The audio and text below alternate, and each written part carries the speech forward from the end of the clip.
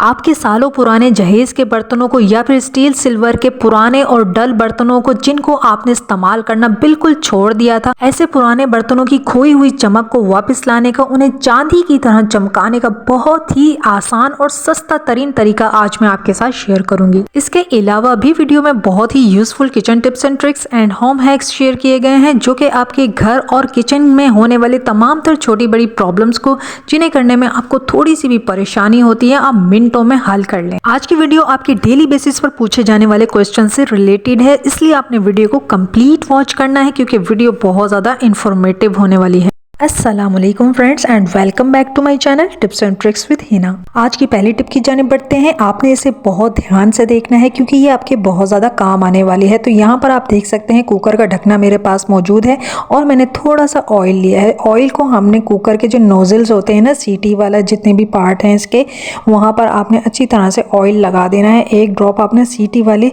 Nozzle के अंदर भी डाल देना है। अब ढकने को हमने पलट लिया है। इसी तरह से हम ये जो पीछे के पार्ट्स हैं ना, इस पर भी लगा देंगे और जो रबर है ना इसका, उसके भी आपने चारों तरफ अच्छी तरह से ऑयल अप्लाई कर देना है। ऑयल आप कोई सा भी ले सकते हैं, सरसों का ऑयल भी ले सकते हैं, आप कुकिंग ऑयल का भी इस्तेमाल कर सकते हैं। इससे जब भी हम कुकर के अंदर दाल पकाते हैं या छोले वगैरह बॉईल करते हैं ना, तो क्या होता है कि कुकर की सीटी में से पानी निकलने लग जाता है। दाल बॉईल कर रहे हैं तो अब दाल उबल कर निकलने लगती है। अगर आप ऑयल लगा देंगे ना तो इसमें से दाल नहीं निकलेगी और आपका कुकर भी गंदा नहीं होगा। एक और छोटी सी प्रॉब्लम जिसे हम फेस करते हैं, कुकर का रबर अक्सर ढीला हो जाता है और हम इसे रिप्लेस कर लेते हैं ये सोच कर के ये ख़राब हो गया है। रिप्लेस करने से पहले आपने रबर को निकाल के इस तरह से मोड़ना है और इसमें चेक करना है। अगर इसमें क्रैक्स हुए, कट्स लगे हुए, तो इसका मतलब है रबर ख़राब हो गया है, इसको चेंज करना पड़ेगा। और अगर इसमें कट्स नहीं हैं तो आपने क्या करना है कि रबर को आधे घंटे के लिए आपने फ्रीज़र में रख देना है। इससे क्या होगा कि रबर जो है ना वो थोड़ा सा टाइट हो जाएगा और आप जब इसको कुकर के लिड पर लगाएंगे ना तो ये बिल्कुल फिक्स हो जाएगा। तो नेक्स्ट टाइम कुकर के रबर को चेंज करने से पहले आपने इस बात का लाजमी ध्यान रखना है। रबर में अगर क्रैक्स हैं तो आप इसको चेंज कर सकते हैं, अदरवाइज थोड़ी देर फ्रीज़र में रख देने से आपका कुकर का रबर बिल्कुल ठीक हो जाएगा। नेक्स्ट आइडिया देख लेते हैं। हमारे जो टूथ ब्रशेस होते हैं इनको हमें 3 से 4 महीने में लाजमी रिप्लेस कर लेना चाहिए। अगर ब्रशेस बहुत ज़्यादा ख़राब हो गए, इनके ब्रिसल्स बहुत ज़्यादा मुड़ गए हैं, तो हमें टाइम से पहले ही इनको रिप्लेस करना चाहिए। अगर आपके ब्रशेस बिल्कुल ठीक हैं तो इनको मेंटेन लाजमी करें। हफ्ते में इनकी भी आपने डीप क्लीनिंग लाजमी करनी है, इससे आप बीमारियों से बचेंगे। यहाँ मेरे पास 3 ब्रशेस हैं तो मैंने 3 कप्स लिए हैं और 3 कप्स के अंदर मैंने 2-2 ड्रॉप सिरके के डाले हैं और थोड़ा थोड़ा पानी डाल दिया है। इतना पानी डाला है कि जिसमें ब्रश का ब्रिसल्स अच्छी तरह से सोख हो जाए। और उसके बाद मैंने इसके अंदर नमक भी डाल दिया है। अगर आपके पास सिरका नहीं है तो आप सिर्फ नमक का भी इस्तेमाल कर सकते हैं ब्रशेस को क्लीन करने के लिए, इनको सैनिटाइज करने के लिए। और आप इकट्ठे भी एक ही कप के अंदर ब्रशेस डाल सकते हैं, लेकिन ज़्यादा बेहतर ये है कि आप इनको अलग अलग ही सोख करें क्योंकि ना एक दूसरे के मुंह की जो बीमारियां हैं या बैक्टीरियाज हैं, 100 तरह के मसले होते हैं इंसान के टीथ के साथ। तो आपने क्या करना है, इनको अलग अलग ही ज़्यादा बेहतर है कि आप इनको डिप करें। इनको अपने अच्छी तरह से क्लीन करना है क्योंकि ब्रशेस के अंदर ना बहुत ज़्यादा पेस्ट वगैरह भी अक्सर जमा रह जाता है। बच्चे वगैरह जो है ना वो अच्छी तरह से ब्रशेस को वॉश करके नहीं रखते हैं। तो आप इस तरह से वीक में लाजमी ब्रशेस को क्लीन करके रखें, इनको सैनिटाइज लाजमी करें। नेक्स्ट आइडिया देख लेते हैं। यहाँ पर मैंने एक एम्प्टी बॉटल ली है, बड़े साइज़ की बॉटल का भी इस्तेमाल कर सकते हैं। मेरे पास छोटी बॉटल मौजूद है। ऊपर का जो पार्ट है बॉटल का वो मैंने कट करके हटा दिया है। अब आपने इसकी कटिंग बहुत ध्यान से देखनी है कि किस तरह से मैं इसको कट कर रही हूँ। तो कटिंग हमने कुछ इस तरह से करनी है कि इसके रिंग्स कट करने हैं। हमने एक रस्सी की तरह ये बन जाएगी। हमने इसको अलग अलग नहीं करना है कट करके, बल्कि इसको हम राउंड राउंड कट करते जा रहे हैं। अभी मैं आपको दिखाती हूँ, आपको अच्छी तरह से समझ में आ जाएगा कि हमने किस तरह से कटिंग की है। तो ये देखें, ये पूरी एक रस्सी की तरह बन गई है, रिंग्स बन गए हैं। इसको हमने काट के अलग नहीं किया है। इसको हम कैसे इस्तेमाल करेंगे और ये बहुत ही ज़बरदस्त हमारा एक ऑर्गेनाइज़र बन जाएगा इन दोनों चीज़ों के कॉम्बिनेशन से। तो बॉटल हमने जो कट की है ना, और उसके बाद हमने एक हैंगर लिया है। हैंगर पे हमने इस बॉटल को रैप करना है। आपने इसके सारे रिंग्स जो है ना वो घुमा घुमा के बॉटल के अंदर डाल देने हैं। उसका स्टार्ट और एंड को ना आपने रबर से सिक्योर कर देना है ताकि ये निकले ना। अब ये एक ऐसा ऑर्गेनाइजर बन गया है जो हमारे बहुत ज़्यादा काम आएगा। तो इसको कैसे यूज़ करेंगे, हमारे बच्चों के या हमारे सॉक्स होते हैं या रुमाल वगैरह इस तरह की जितनी भी छोटी छोटी चीज़ें होती हैं उनको हम रस्सी पे या हैंगर में करके हैंग कर देते हैं, लेकिन हवा से वो बहुत जल्दी घिर जाते हैं, गंदे हो जाते हैं। तो आप इस तरह का एक ऑर्गेनाइज़र बना लेंगे ना। अब जो इसके रिंग्स हैं इसके अंदर आप सॉक्स, रुमाल या जितनी भी छोटी छोटी चीज़ें ना उनको आप हैंग कर देंगे। तो इससे क्या होगा, जितनी भी हवा चले ये गिरेंगे नहीं। और सबसे बढ़कर ये कि एक ही हैंगर में आप देखें इसमें अभी भी बहुत ज़्यादा जगह है, बहुत सारे सॉक्स आ जाएंगे, बहुत सारे रुमाल आ जाएंगे। जैसा कि आगे सर्दियाँ आ रही हैं तो इस तरह की छोटी छोटी चीज़ें बहुत ज़्यादा हो जाती हैं। इनको सुखाने का मसला रहता है, स्पेस का मसला रहता है। तो ये दोनों मसले आपके हल हो जाएंगे इस ऑर्गेनाइज़र के ज़रिए। नेक्स्ट आइडिया देख लेते हैं जो कि बहुत ज़्यादा यूज़फुल है। आगे विंटर्स आ रहे हैं तो ये टिप आपके बहुत ज़्यादा काम आएगी, इसलिए आपने बहुत ध्यान से देखना है। यहाँ पर मैंने 2 अगरबत्ती ली हैं और एक विक्स लिया है। विक्स को हम थोड़ा सा निकाल कर अगरबत्ती के ऊपर अच्छी तरह से अप्लाई कर देंगे।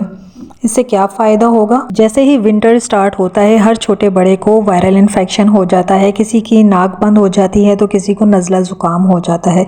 ऐसी सिचुएशन में आप एक अगरबत्ती लें और उस पर विक्स लगा दें और उस अगरबत्ती को आप जलाएं। इसमें से जितने भी फ्यूम्स निकलेंगे ना आपके घर में फैलेंगे, तो इससे आपके नज़ला ज़ुकाम ख़त्म होगा, बंद नाक खुल जाएगी। आपको अलग से विक्स लगा कर उसको आपने बैठना नहीं पड़ेगा। वरना क्या होता है कि विक्स हम बच्चों को लगाते हैं ना तो हमें उनको कवर करके रखना होता है, हवा से बचाना होता है। तो आप ये वाला टोटका कर सकते हैं। इससे ये है कि आपके पूरे घर के अंदर एक पॉजिटिव माहौल रहेगा।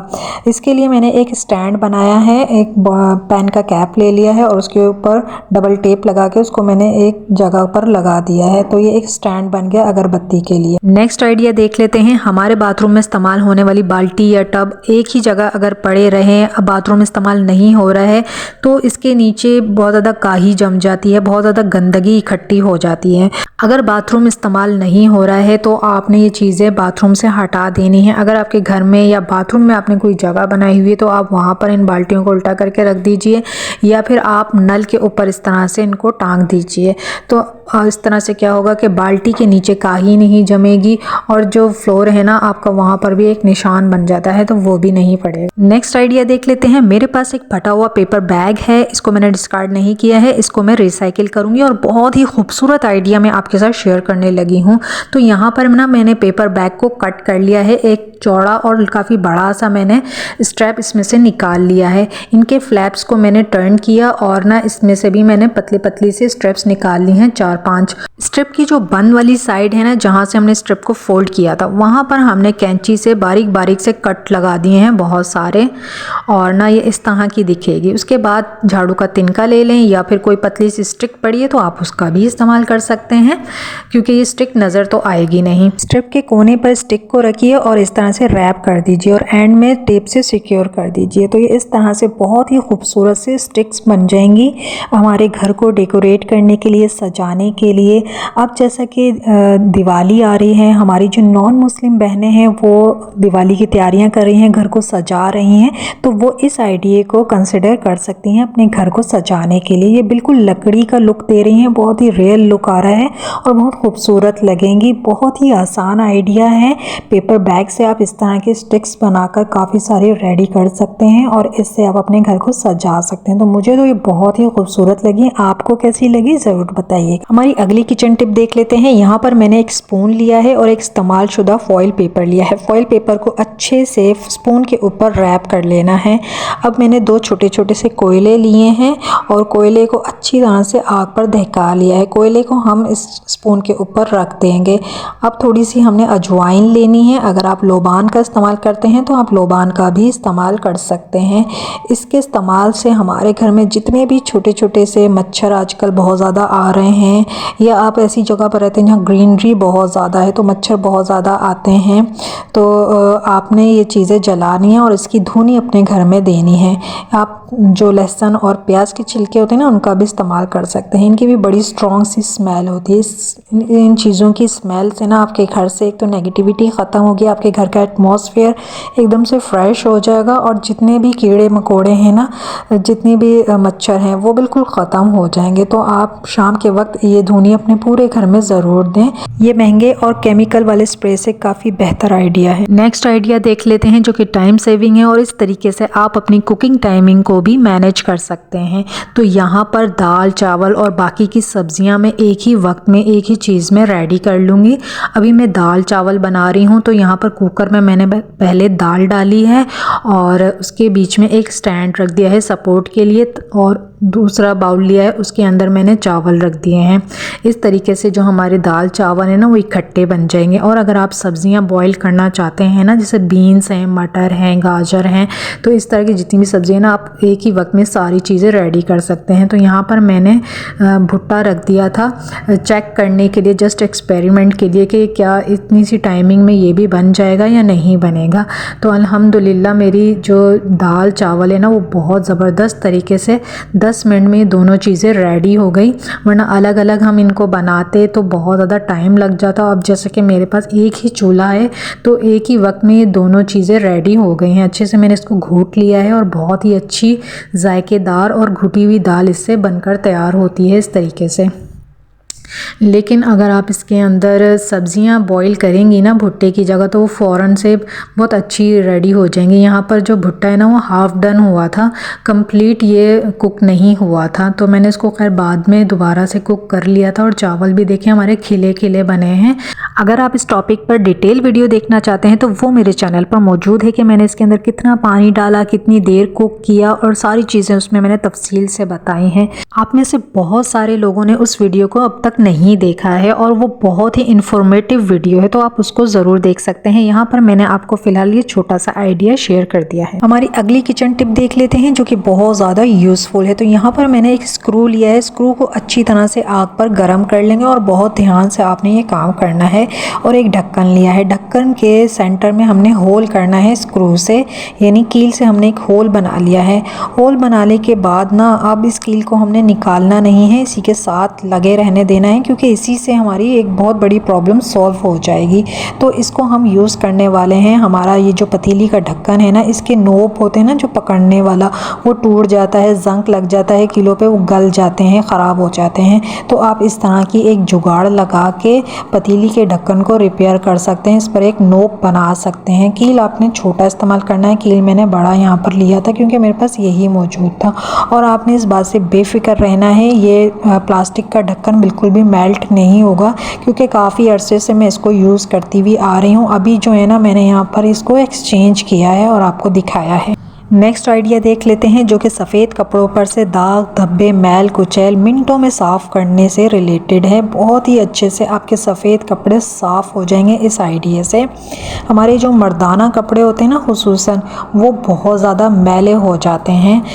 ज़ाहिर मर्द हजरात बाहर जाते हैं पसीने में काम वगैरह, तो उसकी वजह से ना उनके कपड़े बहुत जल्दी गंदे हो जाते हैं। खुसूसन जो सफ़ेद कपड़े ना उनके ऊपर मैल कुचैल बहुत ज़्यादा प्रोमिनेंट होता है। तो जितने भी सफ़ेद कपड़े हैं ना वो बहुत ज़बरदस्त तरीके से चमक जाएंगे इस टिप के ज़रिए। जेबें बहुत ज़्यादा गंदी हो जाती हैं, कफ़ बहुत ज़्यादा मैले हो गए हैं या कॉलर बहुत ज़्यादा मैले हो गए हैं। इवन कि जो बच्चों के सॉक्स होते हैं ना, बहुत ज़्यादा जो डर्टी सॉक्स होते हैं सफ़ेद, वो भी बहुत अच्छे से साफ़ हो जाएंगे। बहुत ही आसान तरीका आपके साथ शेयर करूँगी और इंस्टेंट रिज़ल्ट आपको मिलेगा इस तरीके से। सफ़ेद कपड़ों को वॉशिंग मशीन में डालने से पहले आपने ये काम करना है। तो यहाँ पर कुर्ता मैं लेकर आ गई हूँ और इसको गीला कर रही हूँ। तो गीले में सिर्फ वही हिस्से करूँगी जहाँ पर बहुत ज़्यादा मैल जमा हुआ है, जैसे कि कॉलर है, कफ़ है या फिर पॉकेट्स है ना, तो उनको मैंने सिर्फ गीला किया है। और उसके ऊपर बिल्कुल थोड़ा सा ना हमने टूथपेस्ट लगा देना है। जो भी पेस्ट हम यूज़ करते हैं ना, जो भी है आपके पास अवेलेबल, वो पेस्ट आपने इसके ऊपर थोड़ा सा लगा देना है और उसके बाद आपने इसको रब करना है। इंस्टेंट आपको रिज़ल्ट मिलेगा। जितना भी मैल कुचैल गंदगी होगी ना वो मिनटों में साफ़ हो जाएगी। आपको बहुत ज़्यादा रगड़ने की ज़रूरत नहीं पड़ेगी, वरना ये होता है ना कि जो सफ़ेद कपड़े होते हैं ना हम उनको वॉशिंग मशीन में पहले वॉश करते हैं और उसके बाद भी हमें उनको ब्रश मारना पड़ता है, तब जाके वो मैल कुचैल निकलता है। तो यहाँ पर आपको इतनी मेहनत करने की ज़रूरत नहीं पड़ेगी। जस्ट आपने सफ़ेद कपड़े का जो भी हिस्सा गंदा है ना, जहाँ आपको लगता है ज़्यादा मैल है, वहाँ पर आपने थोड़ा सा पेस्ट लगाना है और हल्का सा आप ब्रश मार लीजिए या फिर आप हाथ से रब कर लीजिए। ये करने के बाद उसके बाद आपने इस शर्ट को वॉशिंग मशीन में डाल देना है धोने के लिए, ताकि ये पूरी साफ़ हो जाए। तो यहाँ पर ना मैंने आपको दिखाया, ये देखें कॉलर बिल्कुल साफ़ हो गया है। अब इसी तरह से जो इसकी पॉकेट है, कफ है ना, उस पर भी थोड़ा थोड़ा पेस्ट लगाऊंगी और उसको मैं रब कर लूँगी, तो ये सारी गंदगी जो है ना वो साफ़ हो जाएगी। अब इसको हम वॉशिंग मशीन में डाल देंगे ताकि ये पूरी तरह से साफ़ हो जाए। आज मैं आपको शैम्पू के इस्तेमाल से आपके पुराने बर्तनों को चमकाने का इतना ज़बरदस्त तरीका लेकर आई हूँ ना कि आप हैरान रह जाएंगे।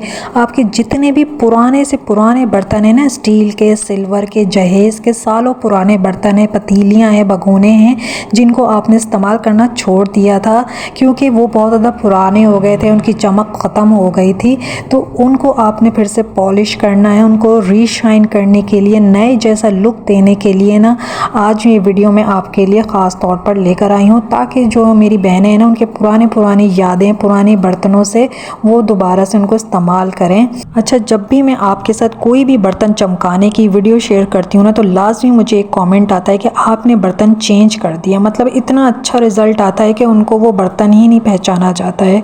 तो यहाँ पर एक सिंपल सा इसका हाल है कि भाई आप बर्तनों पर ना निशानी लगा लीजिए, अच्छी तरह से नज़रों में बिठा लें कि कौन सा बर्तन है, ताकि एंड में ना आपको कंपैरिजन करने में आसानी हो सके। तो आपने मेरे सारे बर्तन देख लिए ना कितने ज़्यादा डल हुए हुए हैं और पुराने हो रहे हैं, तो इनको हम ज़बरदस्त तरीके से चमका देंगे और बहुत ही सस्ता और आसान तरीका। तो अपने पुराने बर्तनों की खोई हुई चमक को वापस लाने के लिए आपने शैम्पू का इस्तेमाल करना है। थोड़ा सा शैम्पू आप अपने तमाम बर्तनों के ऊपर डाल दीजिए और एक एक चम्मच आपने नमक का इस्तेमाल करना है। एक एक चम्मच नमक आप बर्तनों के ऊपर डाल दीजिए। उसके बाद एक अच्छा सा फ्रेश स्क्रबर ले लीजिए। स्क्रबर को आपने गीला करना है, बर्तनों के ऊपर आपने पानी का इस्तेमाल नहीं करना है। गीले स्क्रब से 1-2 मिनट तक अच्छी तरह से आपने अपने बर्तनों को रब करना है, रगड़ना है, ताकि इनकी खोई हुई चमक वापस आ सके। जिस तरह से शैम्पू हमारे बालों में शाइनिंग देता है, इसी तरह से हमारे बर्तनों को भी चमकाएगा और नमक भी शाइनिंग देगा, क्लीनिंग करेगा। तो ये दोनों इंग्रेडिएंट्स मैजिक का काम करेंगे हमारे बर्तनों के ऊपर।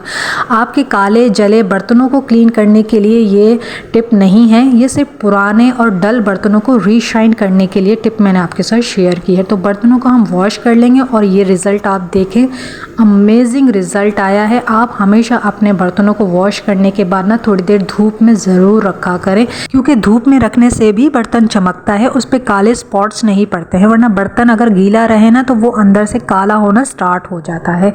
यहाँ पर आप मेरे बर्तन देख सकते हैं, चांदी की तरह चमक रहे हैं। पहले मैंने आपको धूप में दिखाया, अब मैं आपको छाया में रख के भी दिखा रही हूँ, ताकि आपको ऐसा ना लगे कि ये सिर्फ धूप में ही चमक रहे हैं और शाइन कर रहे हैं। तो आप ये देखें, बर्तन मेरे ज़बरदस्त तरीके से चमक रहे हैं, चांदी की तरह साफ़ लग रहे हैं। पहले आपने देखा था साफ़ तो थे, लेकिन उनके ऊपर काफ़ी ज़्यादा डलनेस थी, चमक नहीं थी। और इस तरीके से आप देखें, अपने पुराने सालों पुरानी पतीलियाँ आप निकालें, भगोने निकालें और उनको आप इस तरह से रीशाइन करके इस्तेमाल कर सकते हो, क्योंकि नए जैसे बर्तनों में कुकिंग करने का एक अलग ही मज़ा है। उम्मीद है कि वीडियो आपके लिए यूज़फुल रही होगी और आपने इसे लाइक भी कर लिया होगा। Thanks for watching. अल्लाह हाफिज़।